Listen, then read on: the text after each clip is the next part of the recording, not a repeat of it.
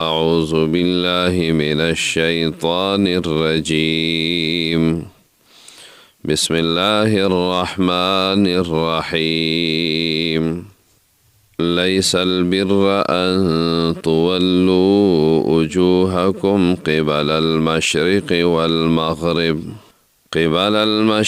والمغرب ولكن البر من آمن بالله واليوم الآخر والملائكة والكتاب والنبيين وآتى المال على حبه ذوي القربى واليتامى والمساكين وابن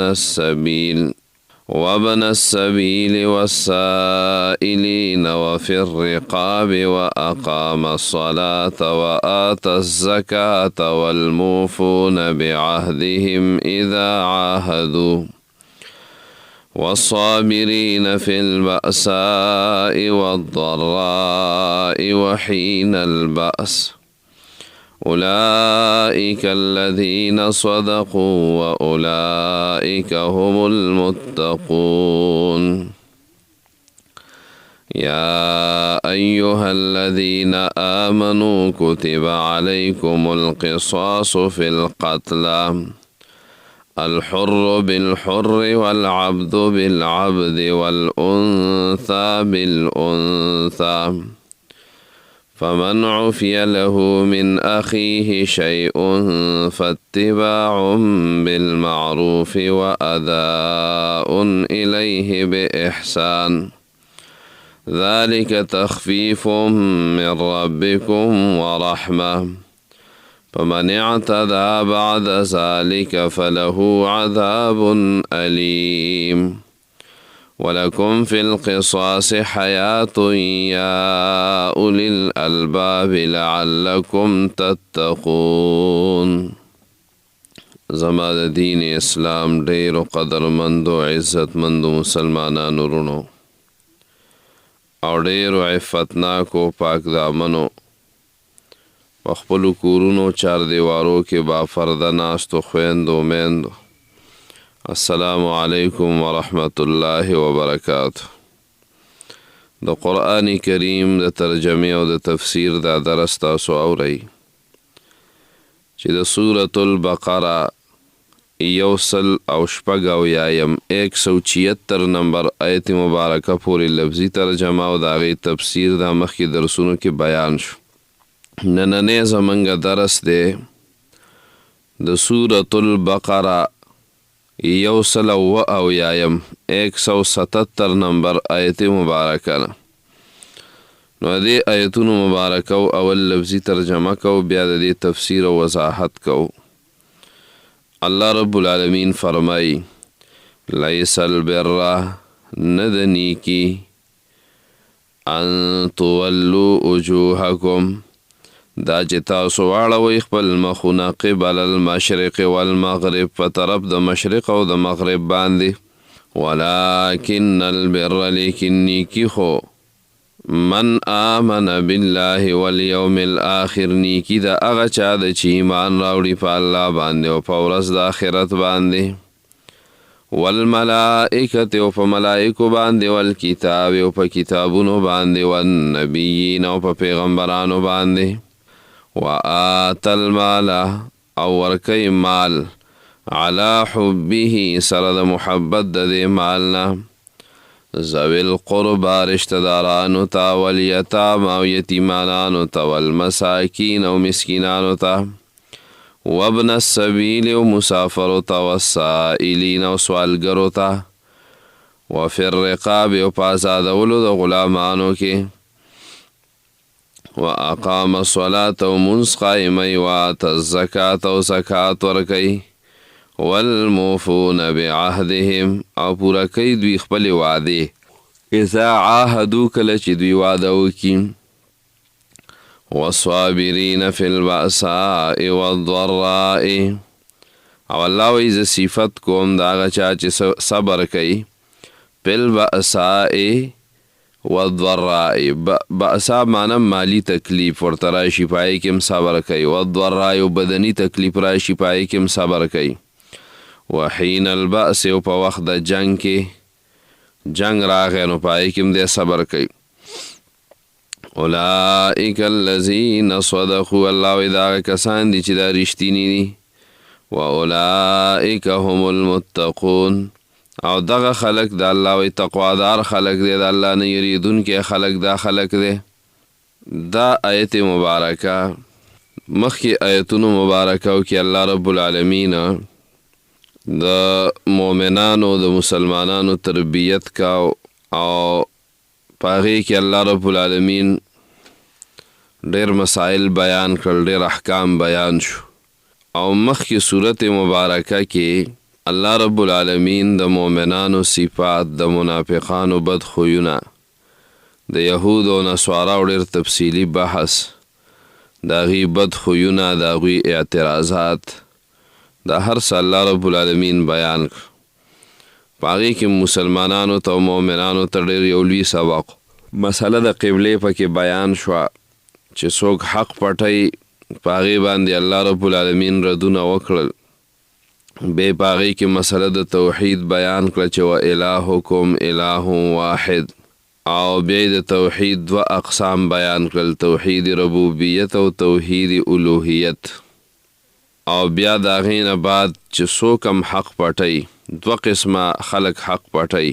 یو د حق پټوي د خلکو د یرې د وجې نه، د هغې دپاره وعید ذکر شو. دویم خلک حق پټوي د دنیا پرستۍ د وجې نه، ویشترون به ثمنا قلیلا، دا خلک دنیا باندې پیسې لري. په هغې تفصیلي خبره مخکې بند کړې ده، د هغې دپاره هم سخت وعید ذکر شو. اوس د دې ځای نه الله رب العالمین امت مسلمه تربیت کوي او نورې څه ذمهدارۍ ورته ورکوي. نو د دې ځای نه اخوا د صورت آخره پورې به درې خبرې غټې بیانېږي. اول نمبر اصلاح النفس یا تزکیه نفس، د نفس تزکیه او د نفس پاکوالی.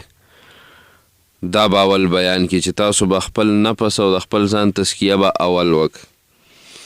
دویم به بیان کی تدبیر منزل، تاسو به خپل کور څنګه سموئ، ځان دې سم کو، ځان دې برابر کو. هغه په دې آیت مبارکه کې دا نن چې موږ ووایو په دې کې تزکیه النفس بیانېږي چې عقیده به څنګه جوړې او عمل به څنګه جوړې، خپل انفرادي، نو هغه به دلته بیان شي.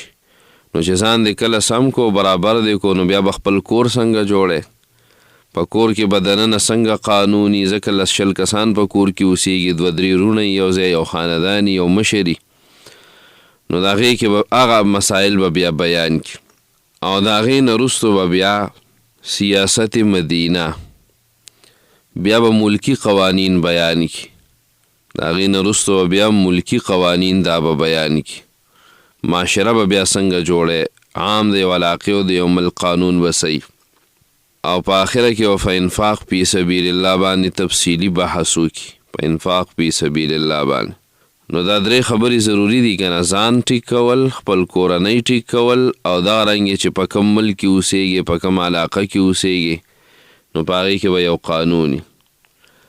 نو لازم د په تاسو باندې چې په ملک کې کم شرعي قانون او کم ضروري مسایل دي د هغې دپاره چې په هغې باندې امن راځي او په هغې باندې فسادونه ختمیږي. نو بیا به یو څو قوانین بیان کی، قانون د قصاص به بیان کی، او د هغې سره امن راځي، هغې کې به تفصیل کو. تقسیم المال بالحکم الشرعي، دا به بیان کی چې مال به څنګه په شرعي طریقه باندې تقسیموئ، اقتصادي نظام چې برابر شي، او دا هم ډېره ضروري ده. بیا به پکې د روژې قانون بیان کی، قانون او صوم چې روژه رایجه شي، په هغې کې ځان له فواید دي انشاءالله هغه هم بیانو. او د هغې نه بعد به بیا د رشوت ورکولو نه منع وشي، ځکه رشوت چې کله په یو قوم کې شروع شو، ملاوټونه شروع شو، ناب تول کې کمی شروع شو، نو دې سره بیا نظام خرابیږي، بالکل ختمیږي. او د هغې نه وروستو بیا قانون د جهاد ذکر کوي، نو قانون د جهاد به هم ذکر شي، او د حج مسائل به بیان کی، د جهاد مسائل به بیان کی، د حج، او دا ټولې مسلې وروسته انشاءالله را روانې دي، نو دا به بیانیږي.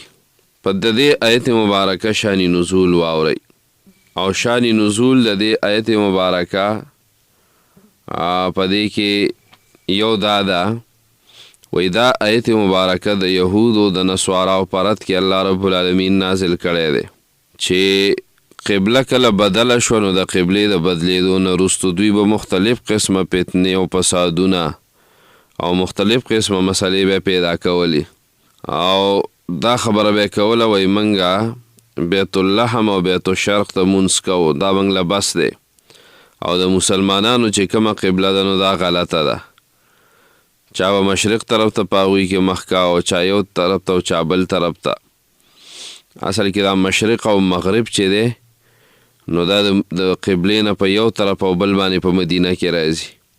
په مدینه کې چې قبله ده نو هغه نه مشرق طرف ته ده او نه مغرب طرف ته ده، بلکې هلته شمال او جنوب داسې دی لکه څنګه چې هلته زمونږ مشرق او مغرب دی. دی یهود او نصاراو دوی به دا قسمه خبرې کولی، نو الله رب العالمین ورته فرمایي چې مشرق یا مغرب ته مخ اړول داسې نیکي خو نه ده چې تاسو کې څوک مشرق طرف ته مخ کوي بیت الشرق، څوک مغرب طرف ته مخ کوي بیت اللحم، نو داسې نیکي خو نه ده، بلکې پوره نیکي هغه ده چې وروستو کم اعمال یې ذکر کړي دا ځان کې راولئ، چې دا دې په ځان کې راوستل نو ته به ښایسته شي. او دا تاسو چې کومه قبلې جوړې کړي دي نو دا خو تاسو ځان نه جوړې کړي، به باندې شرعي دلیل خو نشته، او بدعت هم کړی دی. الله رب العالمین مفسرین بیا دا هم وایي چې الله رب العالمین دې امت ته د قبلې هدایت وکړو، الا علی الذین هدی الله، الا علی الذین هدی الله. نو چې کله دا خبر الله رب العالمین وکړه، او بیت الله شریف دی هم داسې چې په دې باندې الله انسانانو ته هدایت کوي. دا منګه اهدنا الصراط المستقیم کې ویلیو، لس زینم یاد کړیو چې لس زینه داسې دي چې په دې باندې الله رب العالمین هدایت کوي. یو منځ یاد کړی، منځ چې څوک کوي نو دا کس پس هدایت باندې. یو پکې منګه قرآن کریم یاد کړی چې څوک د قرآن کریم درسونو ته کینی، هدی للناس هدی للمتقین. دا قسمه ان هذا القرآن یهدی للتی هی اقوم، دا ټول آیتونه منګه ویلیو. هذا هدن ورحمتن، دا قرآن هدایت دی او رحمت دی. دغه رنګې دعاګانې چې څوک د الله نه غواړي نو یو پکې بیت الله شریف دی. بیت الله شریف ان اول بیت وضع للناس للذی ببکة مبارکا وهدى للعالمین. بیت الله شریف دا په مکه کې دی، د برکت والا ځای دی، مبارک او هدایت والا ځای دی، په دې کې هدایت دی. نو په دې باندې بعضې مسلمانانو د خوشحالۍ اظهار وکړو، او دوی په دې حد دې خوشحالۍ کې ډېر تشدد ته ورسېدل، تشدد یې شروع کړو. کله کله څوک د یو شي په محبت کې لاړ شي نو تشدد شروع کړي، او کله کله ډېر زیات خوشحالی. نو هغوی ویل چې بس بیت الله ته مخ کول دا بس یو لوی کار دی، او بس دا یو ډېر غټ کار دی، زموږ مقصد بس پوره شو. او دا خبره مو یې وکړه چې اننا تحصلنا البر اجمعه، دا ټولې نیکۍ موږ را جمع کړې، بس په دې کې دا هر څه پوره شو. نو الله رب العالمین ورته فرمایي چې مسلمانانو مؤمنانو دا ټوله نیکي نه ده، دا پوره نیکي نه ده، او په دې کې صرف نیکي نه ده چې انسان مشرق یا مغرب طرف ته مخ واړی، بلکې اصلي نیکۍ خو نورې دي، او هغه دا دي چې نور څه صفات چې هغه د عقایدو اخلاقو د اعمالو نوم دی، نو هغه به په ځان کې پیدا کوئ. په دې کې رد دی اصل کې په هغه چا باندې چې بعضې نیک اعمال کوي او دعوه د ټول دین کوي. بعضې خلک زموږ د معاشره کې داسې وي که نه چې بعضې نیک اعمال کوي خو دعوه د ټول دین کوي، صرف منځ به کوي او دس به کوي او تسبیح به ورسره وي، او به دی وایي چې به دا کې بس ته جنت ته به ځې، چې 5 وخته منځ کې او تسبیح در سره دي بس ته به جنت ته ځې. نو صرف په دغې باندې کار نه کېږي، بلکې څه به کې خپل معاملات به دې ټیک کې، د حلال او د حرامو خیال به مو ساتي، صله رحمي به م خپله قایمه کې، او د دې نه علاوه یو بل کار به وکړي، د خویندو حق در باندې پاتې نو هغه به ورکړي، په ده باندې به د خویندو حق پاتې، د ده باندې به د نورو خلکو پیسې پاتې، کاروبار معاملات به ټول ګندی، او د دې نه علاوه نور هم داسې کارونه معاشره کې ټول ګډوډي، خو به دی 5 وخته مونځ کوي او تسبیح اړی او بس بزرګ د زمانې پې وګرځېدو. نو نه رشته دارو سره به تعلق بحال کې چې دا دې نه بحال کړی په دې مونځونو دی الله نه بخي، پردی حق به ورکړي چې پردی حق دې نی ورکړی په دې مونځونو دی الله نه بخي، په دې روژو دې الله نه بخي، چې پردی حق دې نه دی ورکړی په دې حجونو او عمرو دې الله نه بخي، چې پردی حق دې نه دی ورکړی په جهاد هم دی الله نه بخي. نو په خلکو باندې اکثر د خویندو حصې پاتې، په پټو کې، په کورونو کې، په نغدو کې، مور او پلار یې وفات شي او دا پې پاتې، خو نه وله ورکوي، او که ورکوي هم چېرته 10 کاله پس وله څه لږه شانتې ورکړي، بس هغه خوله ورله بنده کړي، او بس وایي خویندې خو یو موږ ته بخي، خویندې بخل کوي او وروڼه چېرته وروڼو یو بل ته چېرته ونه بخو. نو دا یاد ساتئ چې صله رحمي د چا کټي او پردي حقونه پې پاتې، او یا په عقیده کې شرک راغی، نو دا انسان الله نه بخي.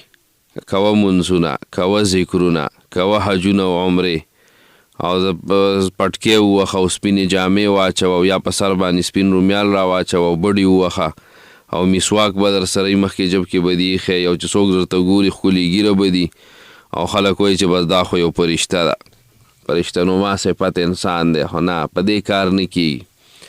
نو بعضې نیک اعمال او دعوه د ټول دین کول، او بعضې خلک کي داسې دومره فضایل ورته د یو څو عملونو ورته دومره فضایل بیان چې د دا خیر چې به دا راوله په ځان کې به ته جنتي. نه ټولو نه اهم شی دا دی چې معاملات سم کړي، چې ستا نه ګاونډي خفه نه. رسول الله صلی الله علیه وسلم له یو کس خبر راوړو، وایي د الله پیغمبره دلته یو زنانه ده، او وایي هغه د تهجدو منظم کوي، 5 وخته منظم کوي، تسبیح مړی او ذکر اسکار هم ډېر زیات کوي، خو ګاونډیان ترې تنګ دي، ګاونډیان ترې سم په اور کې ولاړ دي، او ډېره نیکه ښځه ده نوره، خو صرف ګاونډیان ترې تنګ دي.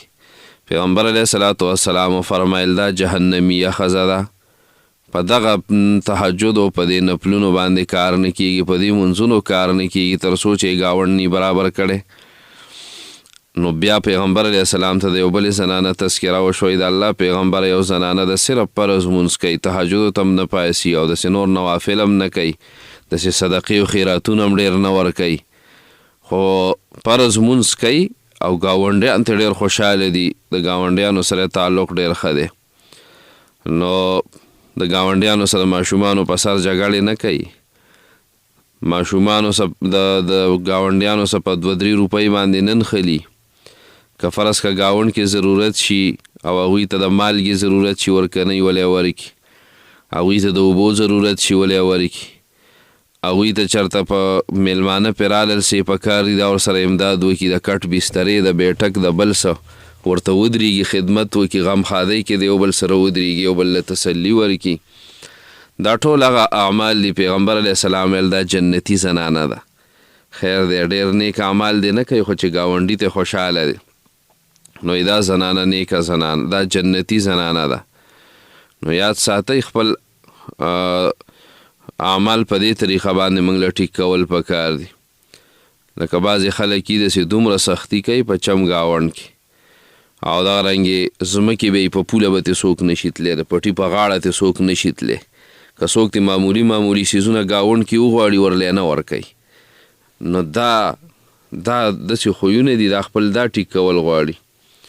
او زمونږ اکثر په دې یو عالم خبره کوله وه، خبره زما ډېره خوښه شو. هغه دا خبره وکړه، ویل تاسو دلته مدرسې چلوئ، ویل دا مدرسې وروسته خبره ده، ویل اول خپل ګاونډ ټیک کوئ، اول خپلې رشتې ټیک کوئ، اول د یو بل سره صله رحمي وپالئ. که مدرسه هم نه چلی نو الله به دې وبخي، خو چې ستا صله رحمي پاللي تعلقات دې برابري، او تا باندې پردي حقونه نه او دغه شانتې ګاونډ کې ستا رویه برابري نو دا هغه څیزونه دي ویل خیر دی که مدرسه هم نه چلوئ الله به مو او که چېرته مدرسې چلی خو د هغې سره سره کینه ده بغض دی حسد دی عداوت دی صله رحمي کټ شوې ده د هغې نه علاوه نور خو دا هم یاد ساتئ صله رحمي پالل دې ته نه وایي چې د تره زوی دی او د ماما زوی دی یا لرې لرې رشته دار دي په یو کور کې 3 رونه دي په پردو کې هر یو واده کړی دی او د هغه یو کس کور والا چې د هغه رونه راغلل او کور کې دننه کښېنئ او دغه نور رونه چې دي د هغه ښځه ورته سلام کوي او لاس میلاوئ د هغه بل رور چې دی د هغه اوښي رالل د ښځې رونې دي هغه کور کې دننه ناست دي د خویندې دي په دې کور کې هغه صله رحمي دې ته نه وایي چې پردی سړی داسې راول او د کور په منځ کې دننه کښېنوه او هغه دننه ناست دی او چای به هم څکي او ګرځي راګرځي دا کور شو که داسې میله غونته کې شوه نه صله رحمي دې ته وایي چې غم له ورشي نو بار کښېنه په حجره کې نارینه زنانه به کور کې زنانه اوسه کښېني خادۍ کې لاړې او یا اسې لاړې غم خادیس هم نشته اسې رالې نو میلمه به په بیټک کې کښېنې او کور ته نه رادننه کېدې کور کې به داسې زنانه چې د هغه به ترې ستر او پردی ځکه یو کس د خپلې خور نه ستر پرده نشته د مور نه نشته دی د خپلې ښځې نه نشته دی د خورزې نه نشته او دغه شانتې د ورېرې نه نشته دا نږدې رشتې دي په دې کې نشته خواښې نه ستر او پرده نشته دې نه علاوه خو د نور هر چا نه ستر او پرده ده نو د ستر او د پردې خیال ساتل دا پکې ډېره ضروري خبره ده زما د صله رحمۍ د پاللو مطلب دا نه دی چې داسې لرې لرې رشته دار راول او په کور کې بدن نه ناسي یو کس دی او د ماما زوی راغی نو د ده خو د ماما زوی دی خو د ده د ښځې څه دی د هغه هېڅ هم نه دی دغه رنګې د ښځې د ماما زوی دی نو د یو جینۍ چې د چا سم نکاح کېږي د هغه نه د ستر او پردې خیال وساتي دا ډېرې ضروري مسلې دي اکثر زموږ معاشره کې د دې نه ډېرې مسلې جوړې شي بهرحال مقصد مې دا دی چې بعضې نیک اعمال به بعضې خلک کوي او هغې ته پوره دین وایي پوره دین اکثر داسې خلک چې ځان ډېر نیکان حسابوي خو علما به د هغوی نه تنګي مفتیان به د هغوی نه تنګي قاریان به د هغوی نه تنګي په جومات کې چې څوک سبقونه وړو ته ښیه به د هغوی نه تنګي په د جومات ماشومان به د هغوی نه تنګي او ځان ته سمه یو دغه وایي چې بس زه خو رسېدلی سړی یم نو ګورئ علماو مفتیان دغه شانتې قاریان د دوی څه به اړمي د دوی څیزونو خیال ساتل دا پکار دي بهرحال ټول اعمال به موږ صحیح کوو دا به وروستو راشي ای مؤمنانو ادخلو فی السلم کافه په اسلام کې پوره داخل شي نو دلته م الله رب العالمین دقه فرمایي چې دا به نه وی چې بس حق ټول په ما کې رابند دی او دا نور خلک ټول ګمراه دي او دغه رنګې د صله رحمۍ کې به یو خبره دا هم یاد ساتئ چې بعضې خلک یې او یاره موږ صله رحمي پالو نو ډېر لرې لرې پردو خلکو کې زنانه رواني او په پردو کورونو کې اکثر شپې هم کوي نو صله رحمي پالل دې ته نه وایي چې پردی خلک دی او د ښځه یوازې لاړه شي یا د لونه لاړې شي ولته په هغه کور کې ناست دي او هغه کور کې نارینه یې هغه موځي نه نوځي د پردې خیال نه ساتي دا انتهایی اهم مسلې دي انشاءالله په دې باندې به خبره کوو د ستر او د پردې چا نه به ستر پرده کې چا نه به نه کې په کومه طریقه به صله رحمي پالې میلمانه به په کومه طریقه باندې راځي لیس البر ان تولوا وجوهکم قبل المشرق دې ځای کې 2 تفسیرونه یاد کړئ یو دا دی چې یا خدا یهود او نصاراو ته خطاب دی او یا مؤمنانو ته خطاب دی چې یهود او نصاراو ته خطاب شي نو یو شان تفسیر راځي او چې مؤمنانو ته خطاب شي نو بل شان تفسیر راځي که دا یهود او نصاراو ته خطاب شي نو معنی دا ده چې ستاسو خپلو قبلو ته مخ کول هېڅ نیکي نه ده لیس البر نه د نیکي چې دا چې تاسو واړوئ ای اهلي کتابو ای یهودو نصاراو خپل مخونه په طرف د مشرق او مغربه په طرف د مشرق او د مغربه چې تاسو مخونه واړوئ نو داسې نیکي نه ده بیت الشرق او بیت اللحم ته مخ اړول دا تاسو ځان نه ایجاد کړي داسې نیکي نه ده بلکې ځان کې صحیح ایمان پیدا کوي چې هغه څه عقیده د وروستوی بیانوي او څه اعمال دي یو که مؤمنانو ته خطاب شي نو معنی به دی چې لیس البر منحصرا نیکی را بند نه ده راګیره نه ده چې تاسو مخونه مشرق او مغرب طرف ته اړوئ او کله بیت المقدس ته مونځ کوئ کله بیت الله ته مونځ کوئ بلکې دا خو صرف د اجتماعیت او د یو طرف ته د خپل نظریه او فکر او د ټولو د یو کېدو یو ځای دی. پوره نیک کار هغه وروستو را روان دی، تا ته بیانوي. دې ځای کې بیا دا خبره مفسرین بیانوي چې څوک هم قبلې ته مخ کوي نو دته ته کافر ویلی شي او که نه شي ورته ویلی. یو کس دی چې هغه قبلې ته مونځ کوي او دا یو حدیث کې راغلی دی، رسول الله صلی الله علیه وسلم فرمایي چې یو کس دی او زمونږ قبلې ته مونځ کوي، واستقبل قبلتنا واکل ذبیحتنا، او زمونږ د لاس ذبیحه خوري، هغه ته به کافر نه ویلی کېږي، هغه به مسلمان. نو د اهل سنت والجماعت دا عقیده ده چې کله تا یو کس داسې ولیدو چې بیت الله ته مونځ کوي او د هغې سره سره ګناهونه هم دی کوي، نو کافر خو نه دی که نه، د ګناهونو په وجه باندې هغه ته د کفر نسبت دا نشي کېدی. د اهل سنت والجماعت مذهب او طریقه دا ده چې لا نکفر اهل القبله، چې څوک هم قبلې ته مونځ کوي کافر به ورته نه وی. خو که چا د ضروریاتو د دین نه انکار وکړو، مسله د دین ښکاره ثابته ده چې پای کې هېڅ تاویل نه کېږي او دی د هغې نه انکار کوي، نو دته به کافر ویلی کېږي. لکه دی قبلې ته مخ کوي خو دی پکې د زکات نه انکار وکړو، ده پکې د جهاد نه انکار وکړو، ده پکې د حج او د عمرې نه انکار وکړو، د قرآن د یو جملې نه، ضروریات د دین چې څومره دي په هغې کې چې د څه څیز نه انکار وکړو. قبلې ته مخ کوي خو د غیر الله نه امداد غواړي، د الله نه علاوه د نورو نه امداد هم غواړي او پریادونه هم ورته کوي او خپل حاجتونه هم ورته پیش کوي. نو د خلکو ته به حیران شي الله ته نه ودرېږي چې 2 رکعته مونځ وکړي، خو د یو ځای نه به بل ځای ته رواني خپل حاجتونه هلته غواړي په زیارتونو باندې او په قبرونو باندې. د قبر نه سوال کوي او د زیارت نه سوال کوي چې دا قبر او دا زیارت او دا عقیده چې بس دله راشي او خپل حاجتونه او پریادونه ولا راوړي نو بس دی به د کار ټیک. برحال لیس البر ان تولوا وجوهکم قبل المشرق والمغرب، نو مشرق او مغرب دا د مثال په طور باندې ویلی دي. د نصاراو قبله مشرق طرف ته وه او د بیت المقدس مغرب طرف ته د یهودیانو قبله وه. ولکن البر من آمنه، دلته د من نه مخکې مضاف چې دی نو دا حذف دی، لکن البر بر من لکن البر لیکن نیکی، بر من نیکی د هغه چا ده چې ایمان راوړي، او یا البر نه مخکې مضاف پټ دی، ولکن ذل بر من آمنه، یعنی نیکی والا نیکی والا هغه څوک دی. اولنې بنیادی سیس چې دی نو هغه په الله باندې د الله رب العالمین په وجود باندې او د الله رب العالمین په اسماء او صفاتو د هغه په توحید الوهیت او ربوبیت او ټولو اوامر او نواهیو باندې ایمان لرل. ولکن البر من آمن بالله والیوم الاخر، نو دا بنیادی عقیده شو، نو دای په ابتدا کې ذکر کړل.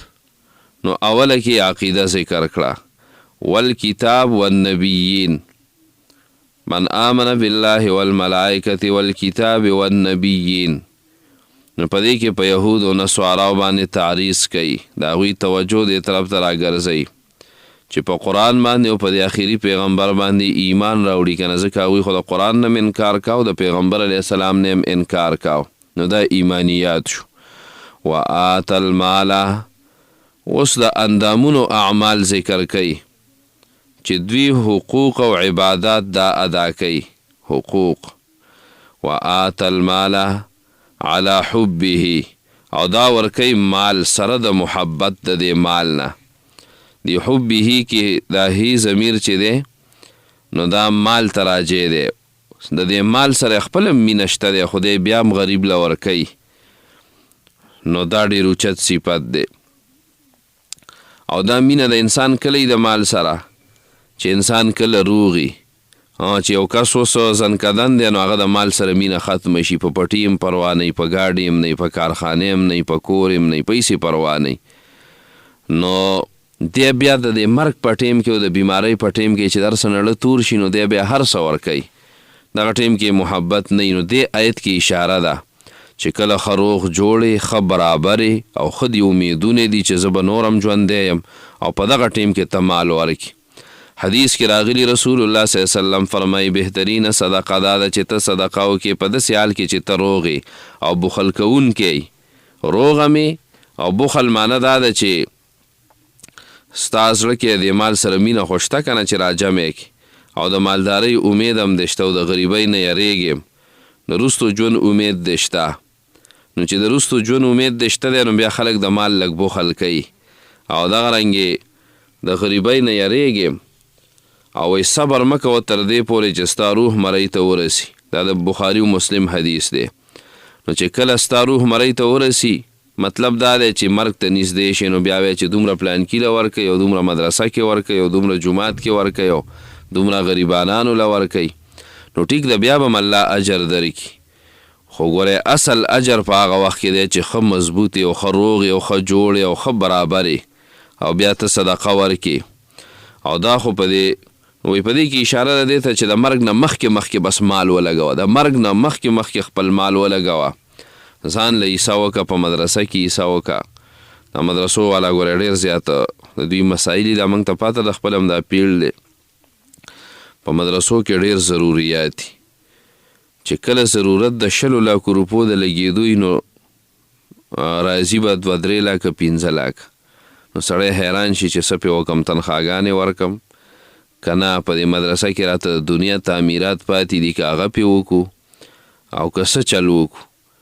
نو دا ډېرې مسلې په مدرسو کې. نو سړی چې کینی حیران شي بس الله دې رحم وکړي. خو دې مسلمانانو عیسه پکې راځي. سوره منافقون 10 نمبر آیت مبارکه کې به راشي. الله رب العالمین فرمایي وأنفقوا مما رزقناكم من قبل أن يأتي أحدكم الموت.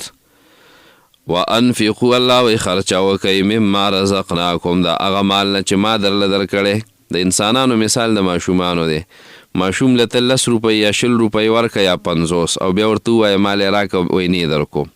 دغه رنګې دا موږ له چې څومره مال دی که لکونه دي او که کروړونه دي او که ځمکې دي او که کارخانې دي او که هر څه دي دا موږ له الله راکړي دي. خو الله موږ ته واپس وایي چې مال زما په نوم پکې دومره حصه وباسئ نو موږ یې پکې نه وباسو. الله فرمایي من قبل ان یأتي احدکم الموت، مخکې د دې نه چې په تاسو باندې مرګ راشي، دې نه مخکې الله وایي ما چې کم مال درکړی دی هغه ولګوئ. نو په یقول دی بیا وایي رب زما ربه لولا اخرتني الى اجل قریب، ولې ما له مهلت نه راکړې د هغه نږدې نیټې پورې فاصدق واکم من الصالحین، چې زه سمې صدقې وکړم او سمې نیکۍ وګټم. نو دی بیا دا وایي نو د مرګ نه مخکې مال لګول. یو کس دی په کور کې د میاشتې 50,000 او 60,000 روپۍ لګوي په خپل کور کې او یا 80,000 روپۍ لګوي او دی په مدرسه کې 1,000 روپۍ نشي ورکولی، په یو جومات کې 1,000 روپۍ نشي ورکولی، په جوماتونو کې 100 روپۍ راغونډئ د میاشتې په هغې هم روزانه جګړئ، هره میاشت پکې جګړئ 100 او 200 روپۍ. د مدرسو د ماشومانو پیسونه څومره 100 روپۍ او 200 روپۍ هغه هم څوک نه ورکوي. دا زموږ د دین سره هغه مینه نه توجه نه وي. که نه چې یو سړی 50-60 زره په کور کې لګوي نو که 2-3 زره او 15 زره په یو مدرسه کې ورکړي، په یو جومات کې ورکړي، نو چې هغه میاشت کې څومره سبقونه هلته ویلی کېږي، د دین خدمت کېږي، د پکې حصه وشو. خو شیطان یې داسې بحري کار ته او سمندري کار ته چېرته پرېږدي. او دویمه معنی دا ده چې وآت المال علی حبه، سره د محبت د مال نه دی مال ورکوي. د مال سره چا مینه نه وي، دیاړي کړی د ځان ستړی کړی، مسافري کړې، د کور نه لرې وتی، ډیوټیان یې کړي دي او د ده تنخوا راله دله مال راغی، نو دا خو ډېر محبوب مالي که نه. او یا د حبه ضمیر راجع دی الله ته. ای وآت المال علی حبه، ورکوي مال سره د محبت د الله نه، د الله سره ډېره مینه ده، نو به دی د الله د محبت د وجې سته د خپل مال سم شیندي. دریم دا دی چې یا راجع دی د ورکړې ته، وآت المال علی حبه، ورکوي مال سره د محبت د ورکړې نه. بعضې خلک د دې سره ډېره مینه وي چې دی د خپل مال دی دا ورکي او د خپل مال د دې ورکړې سره یې مینه چې دی دا پیسې ورکړي، د زړه ته یو خوشحالي راشي. او د دې امریکې د ډاکټرانو یو دغه دی نو هغوی ریسرچ کړی، هغوی وایي چې صدقې ورکوئ، کافر دي وایي صدقې ورکوئ، وایي ځکه چې څوک صدقه ورکوي دې ته زړه مسله نه راځي، وایي دې زړه ته یو سکون او اطمینان راځي. او چې چا د زړه مسلې هغه له پکار ده چې وایي دې صدقې ډېرې ورکوي، نو دې صدقو سره وایي زړه ته یو خوشحالي او اطمینان سکون راځي، نو د زړه دورې او مسلې ختمیږي. نو ګوره دې کې دا فایدې ټولې الله ایښي دي. او یا دا هی ضمیر راجع دی مسکین ته، علی حبه سره د محبت د دې مسکینانو سره مینه ده. نو ګوره یو معنی دا شو علی حبه سره د محبت د مال نه، دویمه معنی دا د سره د محبت د الله نه، سره د محبت د دې مسکینانو نه، سره د محبت د دې ورکړې نه د خپل مال لګوي. وآت المال علی حبه، نو په دې باندې تکبر نه کوي، تکبر په دې کې نه راځي. ګوره یو خو فرض زکات دی، خو د فرض زکات نه علاوه نفلي صدقې دي، کله کله غم په انسان باندې لازم شي. ګوره حدیث کې راغلی دی ان فی المال لحقا سوى الزکا، د زکات نه علاوه هم ستا په مال کې حق شته که نه. جومات دی، کلي کې مدرسه ده، غریب دی، فقیر دی، مسکین دی، میلمه دی، د دې ټولو په تا باندې حق دی. یا په چم ګاونډ کې یو کس دی او بالکل ناره شپه تیری، په تا فرض دی چې فرض زکات په شان به تا هغه له روټۍ ورکړي. او یا په کلي کې یو کس دی کوټۍ را پرېوته، کور یې را پرېوت، یو کس دی په خیمه کې شپې کوي او نور خلک په بنګلو کې پراته دي. نو ګورئ دا یاد ساتئ، د دغه کس بر نه الله تپوس کوي. که دا ټول کلیوال راغونډ شي نو یو دیوال ورله نشي کولی، یو کوټه ورله نشي جوړولی، نو موږ ټول عمر تنظیمونو ته پراته یو. نه، کلیوال دې لږې لږې پیسې راوالي، نو ټول کلیوال به ځان له په لنټرو کې اوسېږي، پرشونه او لنټر او ماربل او ټایلونه او دا او دا. او په ګاونډ کې بیا داسې خلک وي چې هغوی په خیمو کې شپې تېروي او شپولونه یې راتاو کړي. دا ډېر په دې علاقو کې به وینئ، زنانۍ او خیمې لګولي، او حیران به شي، سړي زړه پرې خفه شي ډېر زیات. نو الله دې په موږ باندې رحم وکړي. دا موږ سره دا احساس نشته. سیلاب راغی، خلک یې بې کوره کړل، ځای به له خامخا ورکړې. زلزله راله، کورونه یې وران کړل، ته به خامخا هغوی له ځای ورکړې، د کور غم به ورله کړې د خپل وس مطابق. خو بهرحال انشاءالله د هغې تفصیلات به نورو ځینو کې وروستو راځي. خو موږ سره دې ټیم لږ کمي. یو مجاهد دی او جهاد لځي او هغه سره څه نشته دی او تا څه شته دی، نو په تا فرض دی بیا چې د هغه سره ته امداد وکړي. مجاهد خو چې راشي د چاندې دپاره ودرېږي، نو موږ ذهن ته نور څه راځي، دا به هغوی ته نه رسي، ځان له غونډئ. که د مدرسې دپاره څوک د چاندې خبره وکړي، زموږ ذهن ته نور نه، دا ځان له لګیا دی. حالانکې د الله پیغمبر په خپله د چاندې اعلانونه کړي داسې موقعو باندې. ذوی القربه، او بل د مرګ نه مخکې ورک، مطلب دا دی جلتي پکې وکړه. موږ د مدرسې دپاره بعضې کله خلکو سره ملاقاتونه وکړو، نو څوک پوري موږ سره امداد وکړي نو ټیک. او بعضې خلک داسې چې هغه وایي یاره ته بیا درکو میاشت دوه پس، نو دا چې دا خبره وکړي میاشت دوه پس او مهلت ورکړي، نو هغې کې بیا چا مدرسې ته پیسې نه دي راوړي. ذوی القربه، رشته دارانو ته. دلته اوس د مال شپږ مصارف بیانوي. فقیر ته به مال ورکولی شي چې رشته داري، ځکه په دې کې صدقه هم ده او صله رحمي هم ده. والیتامه، یتیم، بې پلاره بچی چې محتاجه دی، ځکه دې امت کې به یتیمانان ډېري، ځکه دې کې جهادونه دي، په دې امت کې جهاد فرض دی، نو یتیمانان به ډېري. او جهاد خلاصه کې د خو د یو بل نه ډېر مړي کوي که نه. والمساکین، او مسکینان، عام مسکینان چې خپلوان نه. حدیث کې راغلی دي وایي مسکین هغه چاته وایي چې دومره څه ورسره نه چې کار پرې روان شي ده، او په ده باندې خلک هم نه پوهېږي چې صدقه پرې وکړي، خلک هم پرې نه پوهېږي، ځکه دی سوال نه کوي. نو ته به سوچ کې ټیک د جامې سپینې دي، پیزار هم پخپو کړی، خو کیدای شي ناره شپې کړي. ولې؟ ځکه چې د چا نه سوال نه کوي. کور کې واته کسه دي، روزګار یې نشته دی، او یا له 70,000 روپۍ په دیاړۍ کې اخلي، نو ته به دقې نه سوچ کې چېرې ده به څه کېږي، کور کې بیماران دي، زنانه دي. وابن السبیل، او مسافر. مسافرو کې څوک راځي؟ مسافر که مالدار وي خو د باندې صدقه هم کېږي، زکات هم پې کېږي. صدقه خو په مالدار هم کېږي، خو زکات مسافر له هم ورکولی شي، اگر که دی په کلي کې ډېر مالداره دی.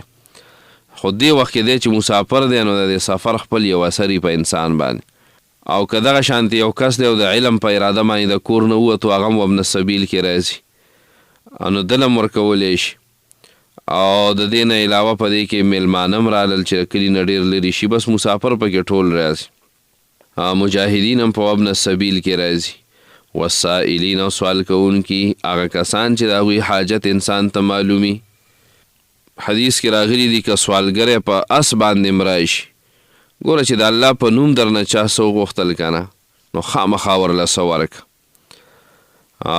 ویرد السائل ولو بزلف محترق، که یو پانچی سوځېدلې دا د څاروو خپې دې پخ کړي وه د سوځېدلي نو هغه ورله ورکړه، خو سوالګری تشملېږه.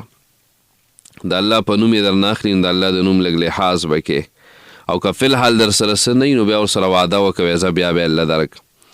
وفي الرقاب، رقاب چې دی نو دا ویلی کېږي غلامانو ته، وینځې غلامان یا هغه قرضداران چې هغوی باندې قرض سم ډېر دی هغې ته هم پر رقاب ویلی کېږي، او یا هغه قیدیان چې هغه مسلمانان دي او په قید کې جیل کې بند دي، ښځې د بچي دي او هغه جیل کې دی نو دا ښځه او بچي به یې څه خوري. فی الرقاب یعنی فی فک الرقاب، د غلامانو په آزادولو، سټونه آزادول، په جیل کې را بند دی او قرضدار دی، په دومره قرض پې اوښتی چې دی مکمل پټ کړی دی.